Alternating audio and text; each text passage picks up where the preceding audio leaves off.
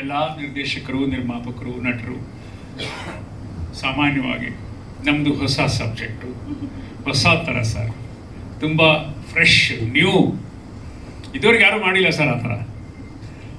ಅದನ್ನು ನೀವು ಮಾಧ್ಯಮದವರು ಕೇಳಿ ಕೇಳಿ ನಿಮ್ಗೆ ಎಷ್ಟು ಕ್ಲೀಶೆ ಆಗಿರುತ್ತೆ ಅನಿಸಿದರೆ ನಾವು ಹೊಸ್ತು ಸರ್, ತುಂಬ ಡಿಫ್ರೆಂಟ್ ಸರ್ ಅಂತ ಅನ್ನುವಾಗಲೇ ನಮಗೆ ಗೊತ್ತಪ್ಪ ಮುಂದಕ್ಕೆ ಹೋಗುವಂತ ನೀವು ಮನಸ್ಸಲ್ಲಾದರೂ ಅನ್ಕೋತೀರ. ಅಷ್ಟರ ಮಟ್ಟಿಗೆ ಆ ಶಬ್ದ ಕ್ಲೀಶೆ, ಸವಕಲು ಆಗೋಗ್ಬಿಟ್ಟಿದೆ. ಯಾಕೆಂದರೆ ನಾವೆಲ್ಲ ಹೊಸ್ತರ ಹುಡುಕಾಟದಲ್ಲಿ ಇರ್ತೀವಿ, ತಪ್ಪು ಅಂತ ಅಲ್ಲ. ಯಾಕೆಂದರೆ ಜನ ಕೂಡ ಹೊಸ್ದೇನು ಹೇಳಿದ್ಯಾ ಅಂತ ಕೇಳ್ತಾರೆ, ಅದೇನು ಹೊಸ್ತಿರಪ್ಪ ಅಂತಾರೆ. ಪತ್ರಿಕಾ ವಿಮರ್ಶೆ ಮಾಡುವಾಗಲೂ ಅದರಲ್ಲಿ ಹೊಸ ಅಂಶ ಏನಿದೆ ಇದರಲ್ಲಿ ಅಂತ ಹುಡುಕ್ತಾರೆ ಅವರು, ವಿಮರ್ಶಕರು. ಸಾಮಾನ್ಯ ಪ್ರೇಕ್ಷಕರು, ವಿಮರ್ಶಕರು ಎಲ್ಲರಿಗೂ ಕೂಡ ಹೊಸತು, ಸಮಥಿಂಗ್ ನ್ಯೂ ಅನ್ನೋದು ಬೇಕು. ಆದರೆ ತಾತ್ವಿಕವಾಗಿ ನೋಡೋಣ, ಹೊಸತು ಅಂತ ಇದೆಯಾ ಅಂತ, ಇದೆಯಾ ಹೊಸತು ಅನ್ನೋದು? ಎಲ್ಲ ಹಳತೆ ಅಲ್ವಾ ವಸ್ತು ಅನ್ನೋದು? ಈ ಪ್ರಶ್ನೆ ನನ್ನನ್ನು ಅನೇಕ ಸಲ ಬಾಧಿಸ್ತಿರುತ್ತೆ. ಯಾಕೆಂದರೆ ಹಳತರ ಗರ್ಭದಲ್ಲೇ ಹೊಸತು ಇರುತ್ತೆ. ಇದು ಬಹಳ ಮುಖ್ಯವಾದ ಮಾತು. ನಾನು ಕನ್ನಡ ಅಧ್ಯಾಪಕ, ಕನ್ನಡ ಪಾಠ ಮಾಡ್ತಿದ್ದೀನಿ ಅಂತ ಗಾಬರಿ ಆಗಬೇಡಿ.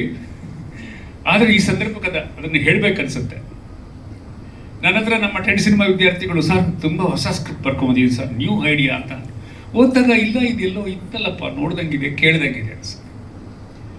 ಅಂದರೆ ಇನ್ನು ಒಂದು ವಾಕ್ಯದಲ್ಲಿ ಹೇಳೋದಾದರೆ, ಅತ್ಯಂತ ಶ್ರೇಷ್ಠವಾದ ಯೋಚನೆಗಳು, ಕಲಾಕೃತಿಗಳು ಜಗತ್ತಲ್ಲಿ ಆಗಿ ಹೋಗಿದ್ದಾವೆ. ತುಂಬ ಎಲ್ಲವನ್ನು ನಮ್ಮವರು ಹೇಳಿಬಿಟ್ಟಿದ್ದಾರೆ ಹಿರಿಯರು. ನಾವು ಅದನ್ನು ಇವತ್ತಿನ ಸಂದರ್ಭಕ್ಕೆ ರೀಕೋಟ್ ಮಾಡ್ತಿದ್ದೇವೆ, ರಿನ್ಯೂ ಮಾಡ್ತಿದ್ದೇವೆ, ನವೀಕರಣಗೊಳ್ತಿದ್ದೇವೆ ಅಷ್ಟೇ.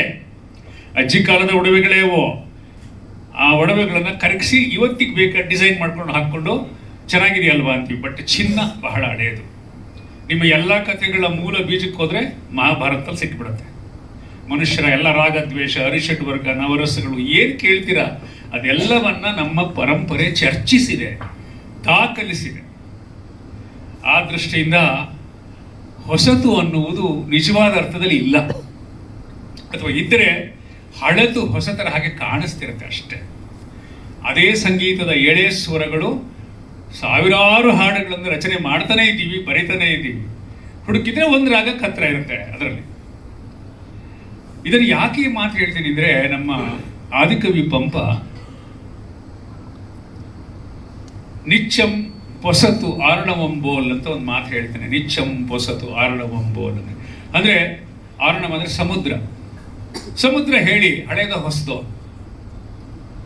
ನಾವು ಸಮುದ್ರವನ್ನ ಹಳೆತು ಅಂತ ಕರಿಬೇಕಾ, ಹೊಸ್ತು ಅಂತ ಕರಿಬೇಕು? ಈ ಭೂಮಿಯ ಚಲನೆ ಸತ್ಯ, ಕಾಲವೇ ಇಲ್ಲ ಅಂತ ಹೇಳ್ತಾನೆ ಸ್ಟೀಫನ್ ಹಾಕಿನ್ ಅವನ ದ ಗ್ರ್ಯಾಂಡ್ ಡಿಸೈನ್ ಬುಕ್ದಲ್ಲಿ. ಕಾಲ ಅನ್ನೋದು ಇಲ್ಲವೇ ಇಲ್ಲ, ಅದು ಕೇವಲ ಚಲನೆ ಅಷ್ಟೇ. ಆ ಚಲನೆಗೆ ನಾವು ಗಡಿಯಾರ ಇತ್ಯಾದಿ ಇಟ್ಕೊಂಡಿದ್ದೀವಿ ಅಂತ ಪಂಪ ಹೇಳುವ ಮಾತಿನ ಅರ್ಥ ಏನು ಅಂದರೆ, ಸಮುದ್ರ ಹಳತಾದರೆ ನದಿಗೆ ಬರುವ ನೀರು ಅದೇ ಸಮುದ್ರದ್ದು. ಈ ಒಂದು ಚಕ್ರವನ್ನು ಗಮನಿಸಿದರೆ ಎಲ್ಲವೂ ಹಳತು. ಈಗ ನಾನು ಮಾತಾಡ್ತಿರುವಾಗ ನನ್ನ ಅನೇಕ ಪೂರ್ವಿಕರ, ಹಿರಿಯರ, ಗುರುಗಳ ಪ್ರಭಾವ, ಪ್ರೇರಣೆ ನನ್ನ ಮೇಲೆ ಇರೋದ್ರಿಂದ ನಾನು ಹೇಳೋದು ಹೊಸ್ತಲ್ಲ. ನಾನಿವತ್ತು ಬರೀತೀನಿ ಅಂದರೆ ನಾನು ಓದಿಕೊಂಡದ್ದು ಏನೇನೋ ನನ್ನಲ್ಲಿ ಕೆಲಸ ಮಾಡ್ತಿರುತ್ತೆ. ಇವತ್ತು ಒಬ್ಬರು ನಟನ ಅಭಿನಯಿಸಿದ್ದಾನೆ ಅಂದರೆ ಅವನಿಗೆ ಗೊತ್ತಿಲ್ಲದೇನೋ ಅವನ ಒಳಗಡೆ ಏನೇನೋ ಕೆಲಸ ಮಾಡಿರುತ್ತೆ ಹಿಂದಿನವರು. ಗೊತ್ತಿಲ್ಲದೇನೋ ನಾವು ಅದನ್ನು ಅನುಸರಣೆ ಮಾಡ್ತಾ ಹೊಸ ಕಾಲಕ್ಕೆ ನಾವು ಅಣಿಯಾಗ್ತೇವೆ. ಅದರಿಂದ ನಾವು ಹೊಸದನ್ನು ಕೊಡ್ತಿದ್ದೇವೆ ಅನ್ನುವಂಥ ಅಹಂ ತಪ್ಪು. ಹಳೆತವು ವೇಸ್ಟು, ಅದೇನು ಬೇಕಾಗಿಲ್ಲ ಅಂತ ಎಸಿದ್ವಲ್ಲ, ಅದು ಕೂಡ ತಪ್ಪು. ಈ ಹೊಸತು ಮತ್ತು ಹಳತರ ನಡುವೆ ಹುಡುಕಾಟ, ಕಲೆಯ ಹುಡುಕಾಟ ಎಲ್ಲ ಇರತಕ್ಕಂಥ. ಈ ಮಾತನ್ನು ಯಾಕೆ ಹೇಳಿದೆ ಅಂದರೆ, ನನಗೆ 4 ಕುಟುಂಬಗಳಿವೆ. ಗಾಬರಿ ಆಗಬೇಡಿ, ಒಂದು ಕುಟುಂಬ ಇಲ್ಲೇ ಇದೆ. ಇನ್ನು 3 ಕುಟುಂಬಗಳು. ಒಂದು ನನ್ನ 10 ಸಿನಿಮಾ ಶಾಲೆ ಕುಟುಂಬ, ಇನ್ನೊಂದು ನನ್ನ ಸಿನಿಮಾ ಕುಟುಂಬ, ಇನ್ನೊಂದು ನಾನು ಪ್ರೀತಿಯಿಂದ ನಡೆಸ್ಕೊಂಬಂದಿರ್ತಕ್ಕಂಥ ನನ್ನ ಗ್ರಾಮ ನಾಗತಿಹಳ್ಳಿಯ ಒಟ್ಟು ಕುಟುಂಬ. ಈ 4 ಕುಟುಂಬಗಳಿಗೂ ನಾನು ಬಹಳ ಸುಖವಾಗಿದ್ದೇನೆ, ಸಂತೋಷವಾಗಿದ್ದೇನೆ. ಇಲ್ಲಿ ಎಲ್ಲ ಕೆಲಸಗಳನ್ನು ಮಾಡ್ಕೊಂಡ್ಬಂದಿದ್ದಾರೆ. ಇಲ್ಲಿ 3 ಕುಟುಂಬಗಳಲ್ಲಿ ಇವತ್ತು ಪ್ರಾತಿನಿಧಿಕವಾಗಿ ಬಂದಿದ್ದಾರೆ.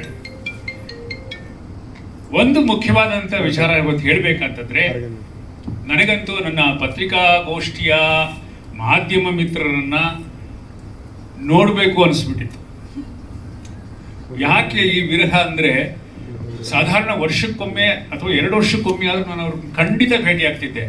ಏನಾದರೂ ಮಾತಾಡ್ತಿದ್ದೆ, ಇಂಟ್ರಾಕ್ಟ್ ಮಾಡ್ತಿದ್ವಿ, ಸಿನಿಮಾ ಮಾಡ್ತಿದ್ವಿ, ಸಿನಿಮಾ ಬಗ್ಗೆ ಕಿರುತೆರೆ ಏನಾದರೂ. ಆದರೆ ಈ ಸಲ ಅದು ಪಂಚವಾರ್ಷಿಕ ಯೋಜನೆ ಆಗ್ಬಿಡ್ತು.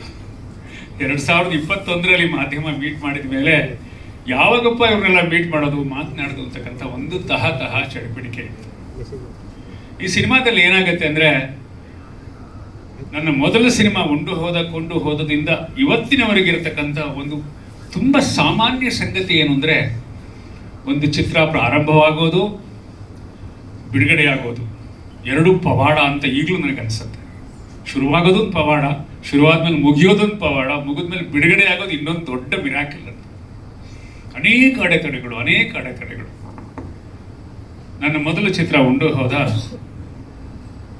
ಶುರುವಾದಾಗ ಅನಂತನಾಗ್ ತಾರ ಅಭಿನಯ 90ನೇ ಇಸ್ವಿ ಶುರುವಾದಾಗ ಕೇವಲ 8-10 ದಿನ ಶೂಟಿಂಗಾಗಿ ನಿಂತು ಹೋಯ್ತು. ಆಗೋದೇ ಇಲ್ಲ ಇನ್ನು ಸಿನಿಮಾ ಅನ್ನೋ ಸ್ಥಿತಿ. ಹೇಗೋ ಮುಕ್ತಾಯವಾಯಿತು. ಅಂದರೆ ನಾನು ಯಾಕೆ ಹೇಳ್ತಿದ್ದೀನಿ ಅಂದರೆ, ಇಷ್ಟು 40 ವರ್ಷಗಳ ಉದ್ಯಮದ ಬದುಕಿನಲ್ಲಿ ಇರುವ ಒಂದು ಇನ್ಸೆಕ್ಯೂರಿಟಿ ಇದೆಯಲ್ಲ, ಅತಂತ್ರ ಇದೆಯಲ್ಲ, ಅದು ಇವತ್ತಿಗೂ ಹಾಗೆ. ಈ ಚಿತ್ರ ಕೂಡ ಬಹಳ ಹಠಕ್ಕೆ ಬಿದ್ದು, ಬಹಳ ಬದ್ಧತೆಯಿಂದ ಈ ಹಂತಕ್ಕೆ ನಾವು ಚಿತ್ರವನ್ನು ತಂದಿದ್ದೇವೆ. ಇದು ಒಬ್ಬ ವ್ಯಕ್ತಿ ಅಥವಾ ಸಂಸ್ಥೆಯ ಬಗ್ಗೆ ಇರತಕ್ಕಂಥ ದೂರಲ್ಲ, ಒಂದು ಕಠೋರ ವಾಸ್ತವ. ಇಲ್ಲಿ ಅನೇಕ ನನ್ನ ಕಿರಿಯ ವಿದ್ಯಾರ್ಥಿಗಳಿದ್ದೀರಿ, ಸಿನಿಮಾ ಮಾಡೋರಿದ್ದೀರಿ. ನೀವು ಸಿನಿಮಾ ಮಾಡೋಕ್ಕೆ ಹೊರಟಾಗ ಈ ಅಡೆತಡೆಗಳನ್ನು ದಾಟಿ ಗೆದ್ದು ಬರಬೇಕು. ಶುರು ಮಾಡೋದು ದೊಡ್ಡದಲ್ಲ, ಮುಕ್ತಾಯ ಮಾಡಬೇಕು, ಜನರ ಮುಂದೆ ಹೋಗಬೇಕು. ಇದು ತುಂಬ ಮುಖ್ಯ. ಇದಕ್ಕೆ ಅಪಾರವಾದ ತಾಳ್ಮೆ ಬೇಕು, ಅಪಾರವಾದ ಕಷ್ಟ ಸಹಿಷ್ಣುತೆ ಬೇಕು, ಶ್ರದ್ಧೆ ಬೇಕು. ಈ ಹಂತದಲ್ಲಿ ನಾನು ನನ್ನ ತಂಡವನ್ನು ತುಂಬ ಪ್ರೀತಿಯಿಂದ ನಡೀತೇನೆ. ನನ್ನ ಸಿನಿಮಾ ಕುಟುಂಬವನ್ನು, ಅವರೆಲ್ಲರ ಒಂದು ನೆರವು ಸಹಕಾರ ಇಲ್ಲದಿದ್ದರೆ ಈ ಚಿತ್ರ ಆಗ್ತಿರಲಿಲ್ಲ. ಯಾಕೆಂದರೆ 2021ರ ಸುಮಾರಿಗೆ ಶುರುವಾದ ಸಿನಿಮಾ 2026ರ ವರ್ಷದ ಕಡೆಗೆ ಅದು ಮುಕ್ತಾಯ ಆಗಿ ಸೆನ್ಸಾರ್ನಲ್ಲಿ ಬಹು ಮನ್ನಣೆಯನ್ನು ಗಳಿಸಿ ಇನ್ನೇನು KVN ಸಂಸ್ಥೆಯ ಮೂಲಕ ಲೋಕಾರ್ಪಣೆಗೊಳ್ಳಲಿದೆ. ವಿಶ್ವಾದ್ಯಂತ ಅದರ ಬಿಡುಗಡೆಯ ಸಿದ್ಧತೆ ಸನ್ನಾಹ ನಡೀತಾ ಇದೆ. ಅನೇಕ ಪ್ರೀಮಿಯರ್ ಶೋಗಳನ್ನು, ವಿಶೇಷವಾದ ಪ್ರದರ್ಶನಗಳನ್ನು ನನ್ನ ಗೆಳೆಯರು ಕರ್ನಾಟಕದ ಅನೇಕ ಕಡೆ ವ್ಯವಸ್ಥೆ ಮಾಡ್ತಿದ್ದಾರೆ. ಈಗ ಎಲ್ಲ ಬದಲಾಗಿದೆ ಕಾಲ, ಮೊದಲ ಹಾಗೆ ಇಲ್ಲ ಈ ಡಿಜಿಟಲ್ ಯುಗದಲ್ಲಿ. ಅದಕ್ಕೆ ತಕ್ಕ ಹಾಗೆ ನಾವು ಮಾರುಕಟ್ಟೆಯ ಸಿದ್ಧತೆಯಲ್ಲಿದ್ದೇವೆ. ಇದಿಷ್ಟು ಚಿತ್ರದ ಸಂದರ್ಭ.